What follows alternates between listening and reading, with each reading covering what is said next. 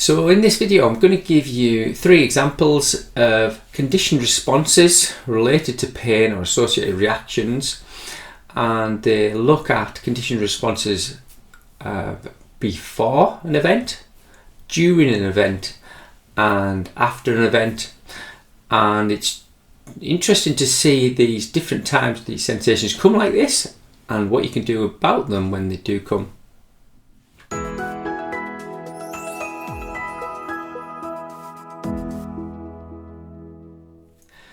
Hi, my name's Drew Coverdale. I'm a physiotherapist in the UK. I help people change how they feel about their pain, and they change their pain.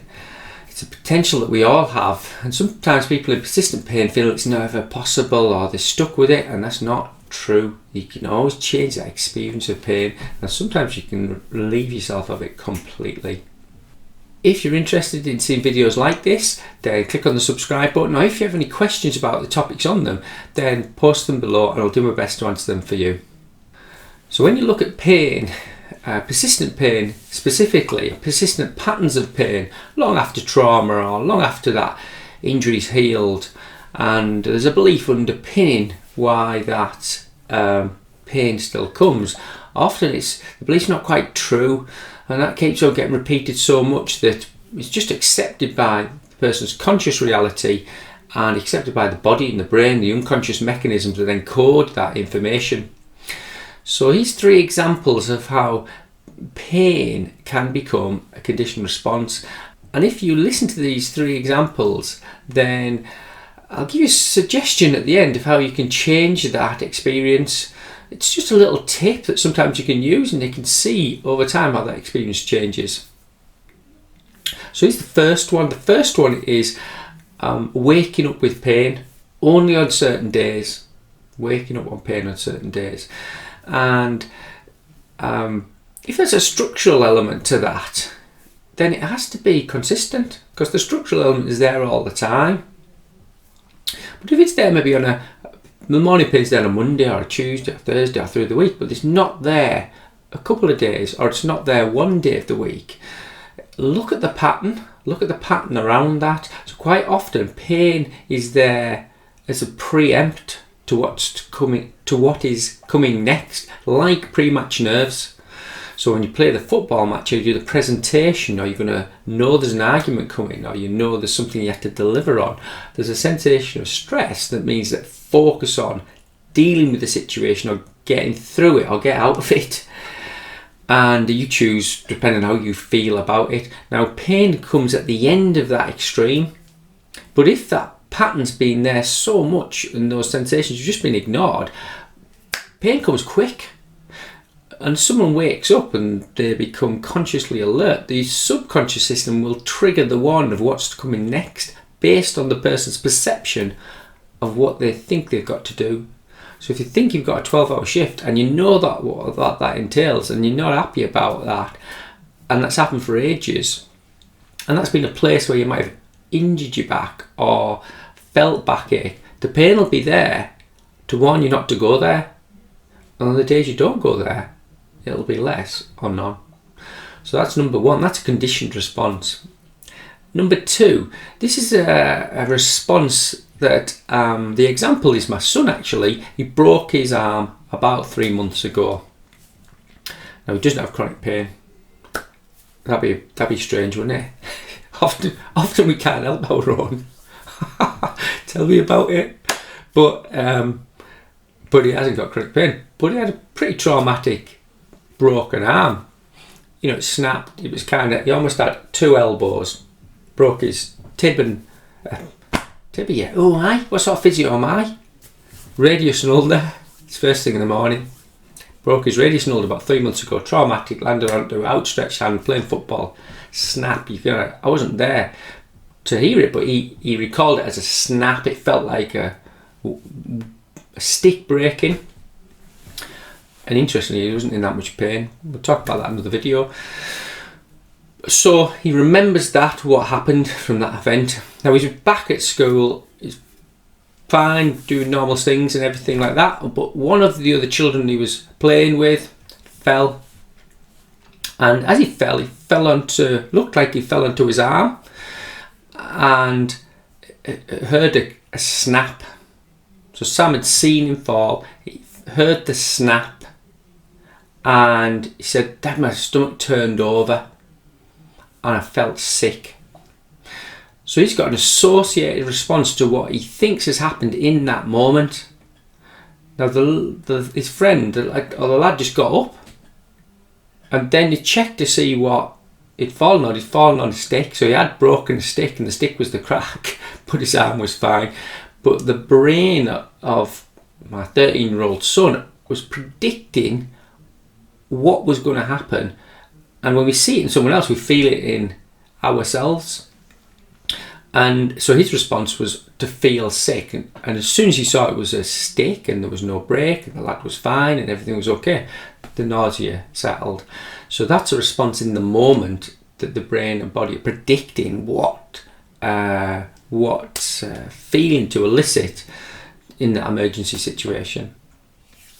Now, the third example of a conditioned response is after you've started to do something that could be troublesome.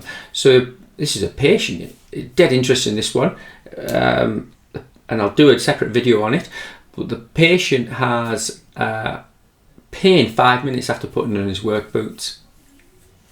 Now this is someone who hadn't had a day off for 8 months, no time off in 8 months, and in emergency services, and so pretty stressful over the last 8 months, probably longer than that, and it's still pretty stressful.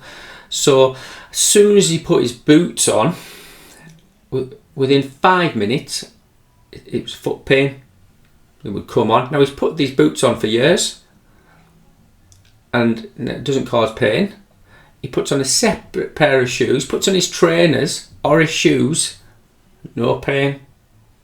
What he would do actually was tighten the laces so hard that he could barely feel it, then he could get on and crack through it, but always 5 minutes and the pain's coming on. And this relates to what he's going into. So he's actually put the boot on and 5 minutes later the pain came on. And I'll do a separate video on him too about how what we did with that to change that conditioned response. So there's no biological reason for any of those sensations in terms of a physical problem in the moment that's pathological. So if you go back to the first situation of the back pain, it's a prediction of what may come. If you go to the stomach churning nausea feeling, it's an expectation of what's happening in the moment with the information.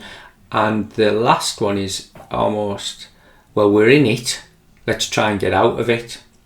And all of them are protective mechanisms, fascinating mechanisms, but all can be completely reversed. It doesn't matter how long they've been in place. So here's just one tip. If you are someone who can recognize there's something predictive about your pain, or you know someone, or you're a clinician, you want to use something really quick, and it doesn't work with everyone, but it's just, if you've got you have to have be able to have the rationale of the moment. And when your head's in the lion's mouth sometimes and you're in pain, it's hard to be clear. But if you can catch yourself in that moment and do this little process, it may help. So here it is. Let's say I've got any of those three people, and you're just going to ask them to take a deep breath through your nose. So it's dead straightforward. So you breathe in just at the count of 5. So I'll just do it for you. So it's, and then out for 5. And you get to do it a couple of times.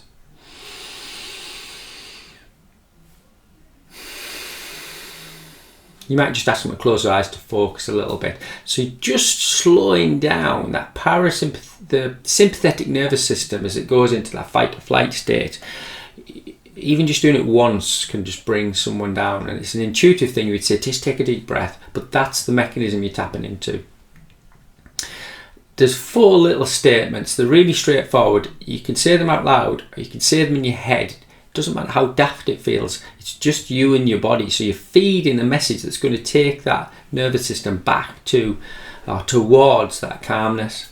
It's I am safe, I am healthy and strong, there is nothing seriously wrong with me, I am fine. And you say it twice.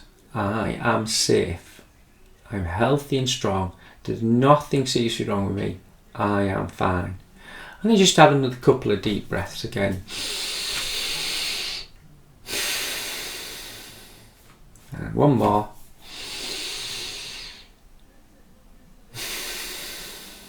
And that's it. It can be done invisibly. You can say the thoughts in your head. You have to have a moment of rationale to be able to do it, and if it's not there, don't force it. If you think you've got some of this predictive mechanisms going on, you've not to lose by doing it. Don't try, do it. It's a bit like brushing your teeth.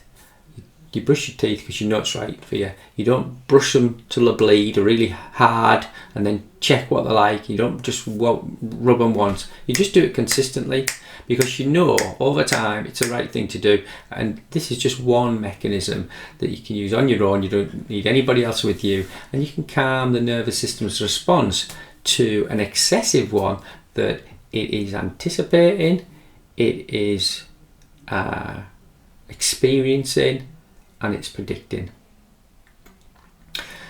I hope you found that video helpful. If you have any questions about it, then feel free to post or comment, and I look forward to sharing some more content on this subject because it is fascinating.